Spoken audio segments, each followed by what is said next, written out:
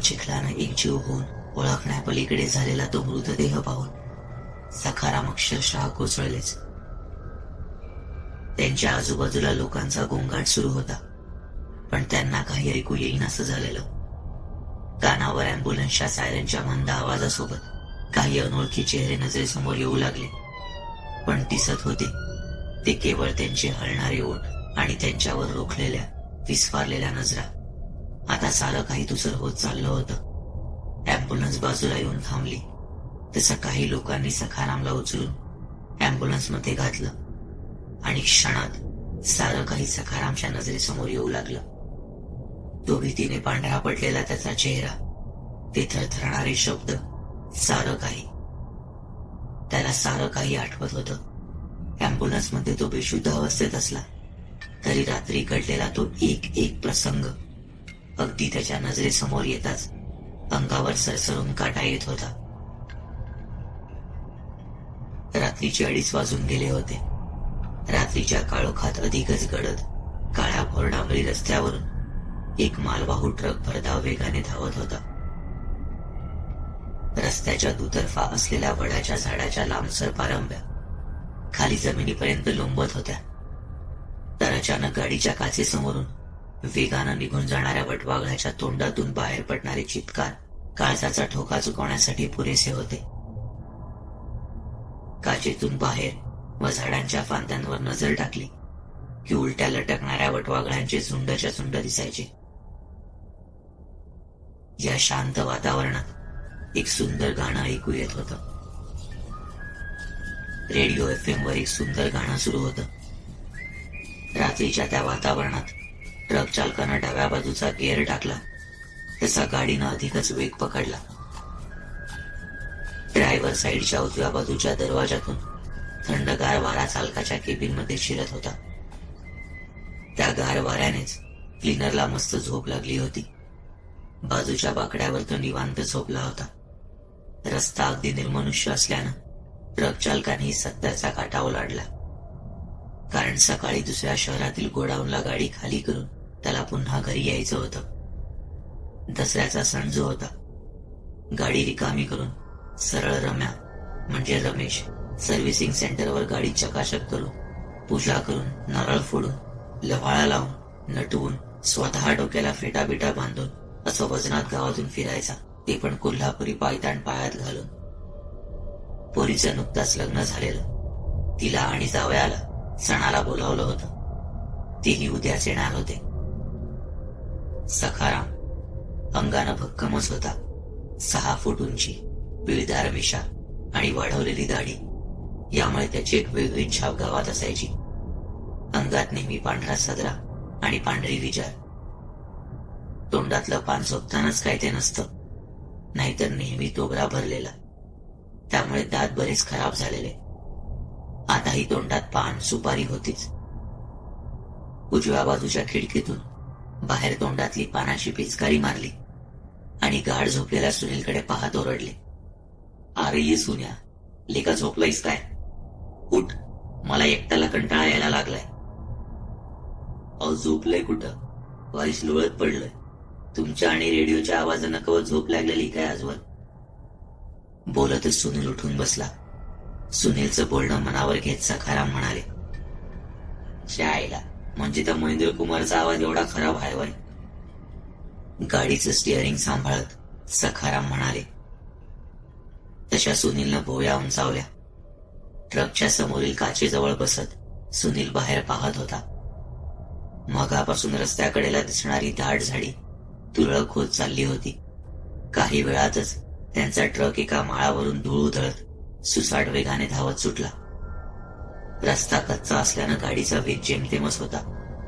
आजूबाजूला दूरवर पसरलेले गवत आणि खुरटी पळसाची झाडं झपझप मागे पडताना दिसत होती. चोहीकडे पसरलेला मिट्ट काळोख भेदत दूरवर जाणाऱ्या ट्रकच्या हेडलाईटच्या प्रकाशात त्या माळरानावर चिटपाकही दिसत नव्हतं. दोघेही गप्पा मारण्यात गुंग झाले होते. हसत खिदळत मोठ्यानं गाणं म्हणत मधूनच एखादा अश्लील विनोद सांगत प्रवास सुरू होता. पण पुढे जे घडणार होतं त्याची साधी कल्पनाही दोघांपैकी कोणाला नव्हती. डोळ्याचं पातळ लवतं न लवतं तोच डाव्या बाजूने एक पांढरी आकृती झटकन त्यांच्या गाडीच्या आडवी आली. त्यासशी सखारामनं झटकन गाडीचं स्टेअरिंग उजव्या बाजूला वळवत ब्रेक दाबले. तशी गाडी रस्ता ओलांडून ओबडधोबड जमिनीवर येऊन थांबली. सारं काही एकदम शांत झालं. काय झालं हे दोघांनाही समजलं नव्हतं. दोघांच्याही काळजाची धडधड वाढली होती. नजर समोरच्या काचेतून बाहेर होती. गाडी विधभर वाढलेल्या गवताळ माळरानावर तशीच उभी होती. टायर्समुळे कच्च्या रस्त्यावरची उडणारी जमिनीवरची धूळ आता आजूबाजूला पसरत ट्रकच्या समोरच्या हेडलाईटच्या प्रकाशात आल्यानं दुसरं दिसत होती. पण नाव काय झालं? सुनील थोडा गंभीरपणे विचारू लागला. अरे येड्या, कोणीतरी एकदम गाडीच्या आडवं आलं. सखारामच्या या उत्तरानं सुनील जरा गोंधळाला. काय गाडीच्या आडवं? सुनील जरा दचकलाच. तसं काही न बोलता सखाराम खाली उतरले. तसे दुसऱ्या बाजूने सुनीलने खाली उडी मारली आणि आजूबाजूला पाहू लागला. सखाराम गाडीची चाकं न्याहाळू लागला, पण काही नव्हतं. मोबाईलचा टॉर्च सुरू करत ट्रक ज्या वाटेवरून आला त्या वाटेवर 50 भर पावलं मागे जात काही दिसतंय का ते पाहिलं, पण एक बाभळीचं झाड सोडलं तर बाकी काहीच नजरेस येईना. सखारामनं मोबाईलच्या बॅटरीचा प्रकाश त्या झाडावर पाडला. तसं त्यांना जरा विचित्र वाटलं. सुनील जागेवरच थांबला. सखाराम मात्र शिस्तीनं चालत त्या बाभळीच्या झाडाजवळ गेले.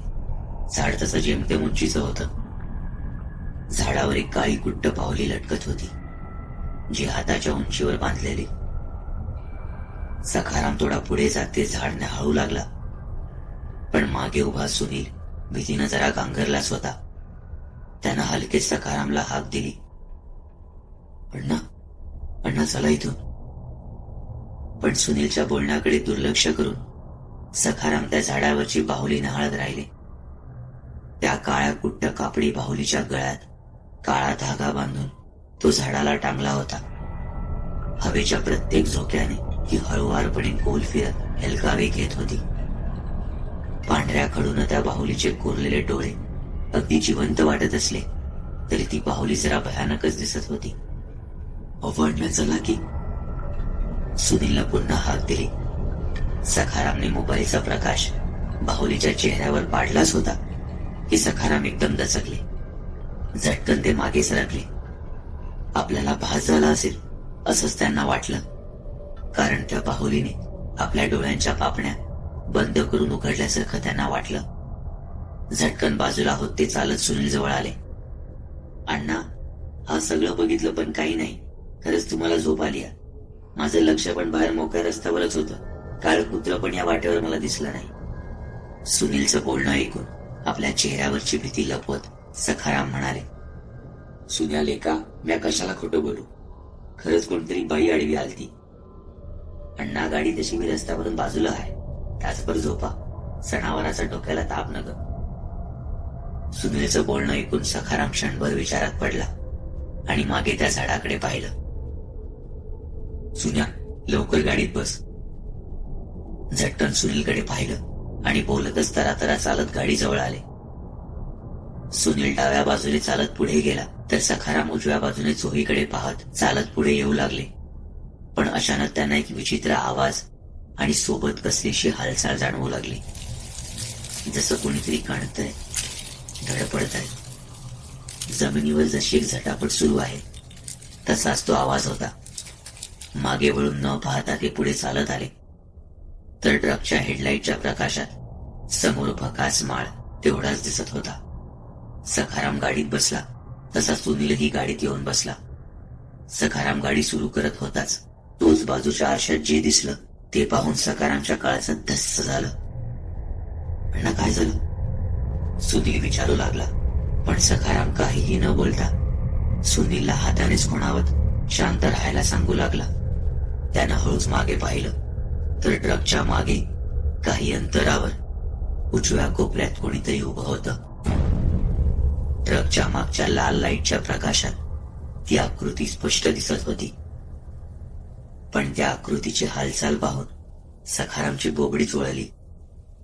डोळे विस्फारून तो त्या आकृतीची ती विचित्र हालचाल पाहू लागला. मागे काळोखात ती पाठमोरी उभी आकृती झटकन जमिनीवर आडवी व्हायची, तर क्षणात उभी राहत दोन्ही हात खांद्याच्या रेषेत आडवे करून मान गरगर गोल फिरवत होती. हे पाहून सखारामला घाम फुटला. क्षणाचाही विलंब न लावता त्याने गाडी सुरू केली आणि सुसाट वेगानं त्यांचा ट्रक रस्त्यावर धावू लागला. आता दोघेही शांत होते. ना सुनील काही प्रश्न विचारत होता, ना सखाराम काही बोलत होते. दोघांनाही परिस्थिती लक्षात आली होती. आता त्यांना काही करून या ठिकाणावरून सुटायचं होतं. सुसाट वेगाने धावणाऱ्या ट्रकच्या टायर्स मधून धूळ माती मागे उडत होती. रात्रीचे 3 वाजून गेले होते. काही वेळातच पहाट होणार होती. दोघांचीही नजर समोरच्या काचेतून बाहेर दिसणाऱ्या त्या कच्च्या रस्त्यावर खिळली होती. झपाट्यानं रस्ता मागे पडत होता. जवळजवळ 1 तास दोघेही भयभीत नजरेने काचेतून दिसणाऱ्या रस्त्याकडे पाहत होते. पुढचा तासभर तरीही दोघांनीही तोंडातून आवाज काढला नाही. आवाज होता तो फक्त ट्रकच्या घरघरणाऱ्या डिझेल इंजिनचा. सुन्या, कच्च्या देवाला मानतोस र?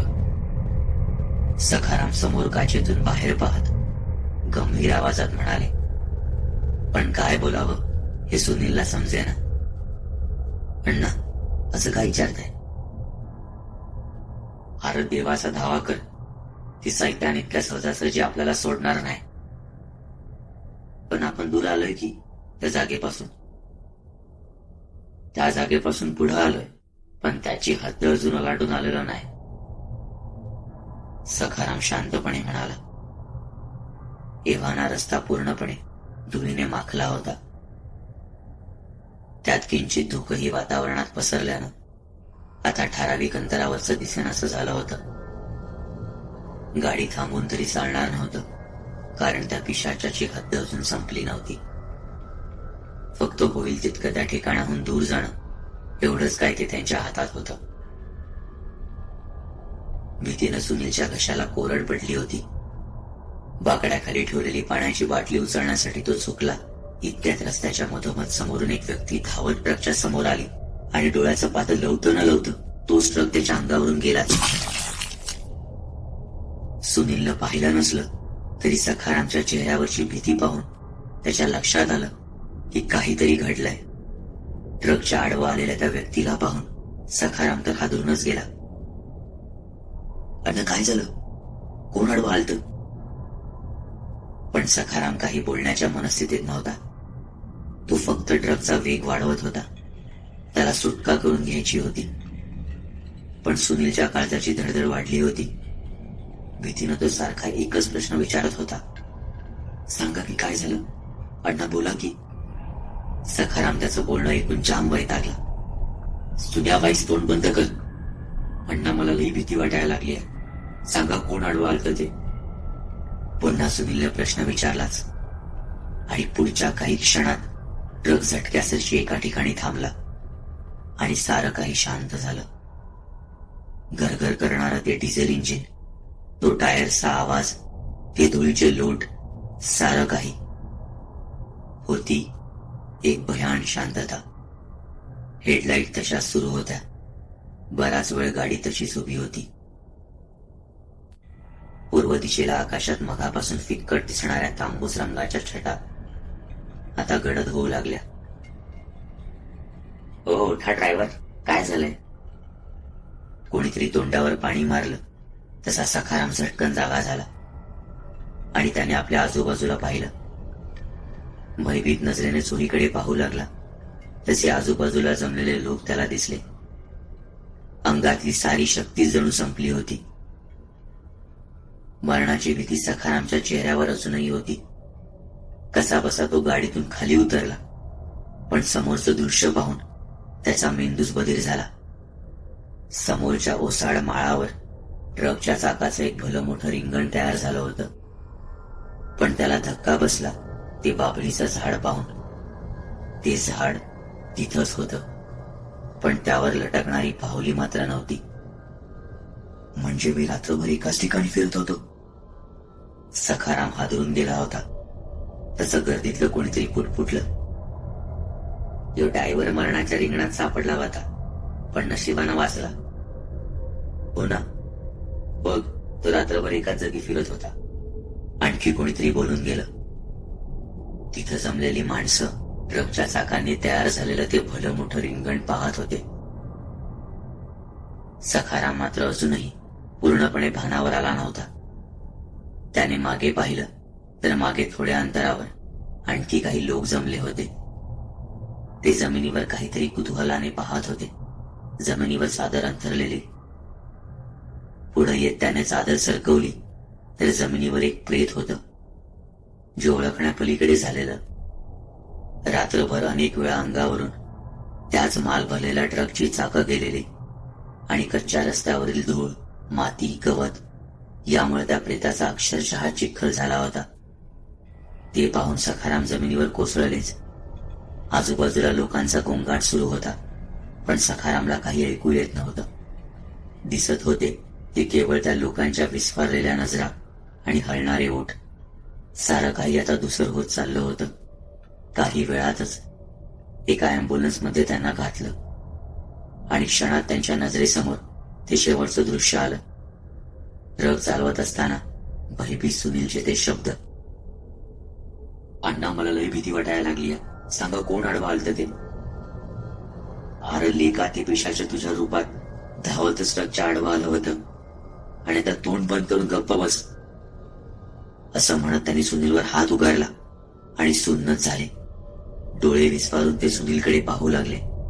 त्यांची विचार करण्याची शक्ती संपली होती, कारण ट्रक मध्ये सुनील नव्हता. त्याच्या जागी ती काळी बाहुली होती. ती पाहून सखाराम हादरून गेला.